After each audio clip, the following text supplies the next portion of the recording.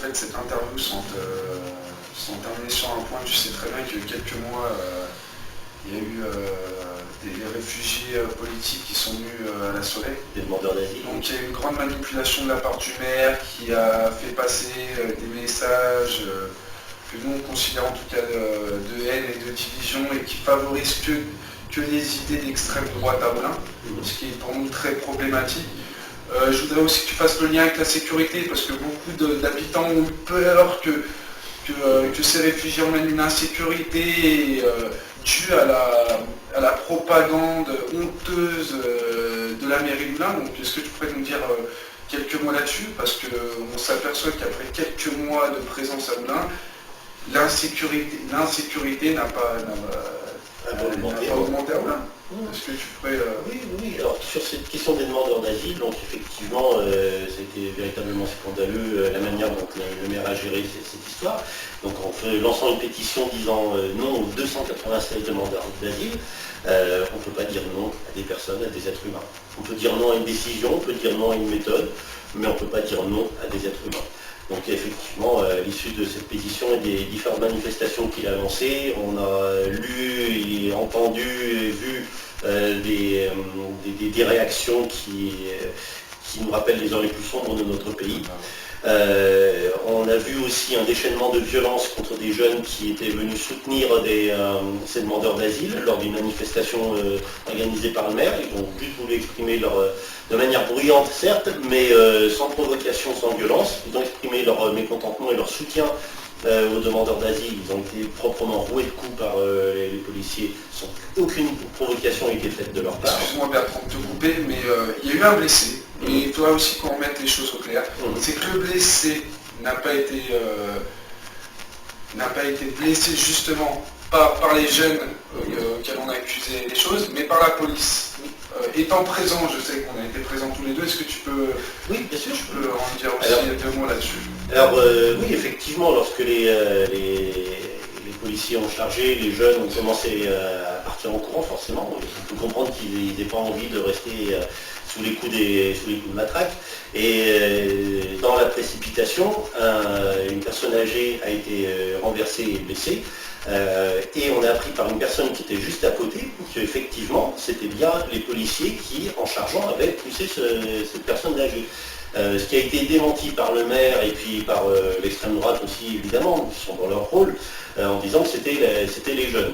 Mais non, ça on confirme bien, la personne qui est témoin est aussi à la Ligue des droits de l'homme et elle s'est dit prête à témoigner de ce qu'elle avait vu, c'est-à-dire que ce sont bien les policiers qui, dans la foulée, dans la bousculade, ont renversé cette personne âgée. Donc par rapport à ces demandeurs d'asile, effectivement, là dans un mois, ils vont quitter la friche SNCF. Depuis le 15 novembre qu'ils sont installés, personne ne s'est rendu compte qu'ils étaient là. Il n'y a eu absolument aucun problème, comme on s'y attendait. On était les seuls à s'y attendre, puisque plein d'autres personnes se disaient que ça allait être une bande. Et il y allait y avoir un bond d'insécurité dans la ville, mais ça n'a posé absolument aucun problème. Et puis donc là, ils vont être redispatchés à partir du mois d'avril dans d'autres lieux sur de l'hébergement durable. Voilà. Moi, le constat que je fais aussi par rapport à ça, c'est que d'une part, il y a quand même un bel élan de solidarité aussi qui s'est créé autour de ces demandeurs d'asile, et ça on n'en a pas suffisamment parlé, je crois qu'il faut saluer toutes celles et tous ceux qui y ont participé. Alors il y a effectivement des gens de notre liste, il y a des gens d'autres listes de gauche qui y ont participé aussi. Je crois que là, c'est au-delà des clivages politiques, c'est important de rappeler que là, il y a eu un véritable élan de solidarité de toutes les personnes qui ont des vraies valeurs humaines. Je crois que ça, c'est aussi important de le rappeler. Petit parallèle avec la sécurité, on n'en a pas encore discuté pour que nos... Alors, par rapport à la sécurité, je crois qu'on a un gros fantasme par rapport à la sécurité. C'est qu'on est quand même dans une ville où, malgré tout, l'insécurité est en baisse depuis 2003. Personne ne peut dire d'Oulin que c'est une ville à risque. Il n'y a aucun quartier à Moulins qui soit un quartier à risque.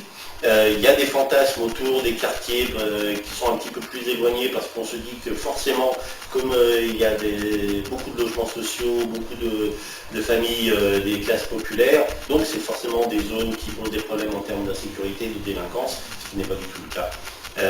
Et je crois que ce qui est important pour lutter contre le sentiment d'insécurité, c'est justement de recréer du lien entre tous les habitants, entre tous les quartiers. On va terminer par une petite touche parce qu'une ville qui se porte bien aussi, c'est une ville culturelle. Et Oui. que on attache aussi également beaucoup d'importance à la culture de notre liste parce que à notre sens, elle n'est pas assez mise en valeur dans notre ville et que voilà, pour avoir une belle ville, il faut aussi avoir une ville multiculturelle et surtout culturelle. Donc, tu peux nous dire un peu les positions et Oui, ce que nous on propose d'abord, c'est un soutien plein entier et massif à la MJC qui est en grande difficulté. La MJC, c'est quand même un vecteur culturel important pour la ville, même si certains détracteurs disent que ça n'attire pas beaucoup d'Oulinois. Ça attire des Oulinois, ça attire des habitants des communes périphériques d'Oulin. La salle de concert a une renommée nationale. Elle fait partie d'un réseau d'ailleurs national. Le festival du film scientifique À nous de voir a une renommée internationale. Donc il y a quand même là des supports dont on peut être fier en termes de rayonnement culturel pour la ville. On a un théâtre aussi qui est une scène nationale, qui a aussi une audience importante au niveau local, mais aussi au niveau national. On y voit des spectacles de danse, on y voit des spectacles de chant, de musique, de théâtre évidemment, de très grande qualité. Ça, je pense qu'il faut aussi pouvoir le dire, qui sont accessibles à un public assez large. Et je crois que là où on pêche, c'est sur l'éducation culturelle, justement auprès de tous les Oulinois, le fait de pouvoir dire la culture, attention, ce n'est pas quelque chose d'élitiste.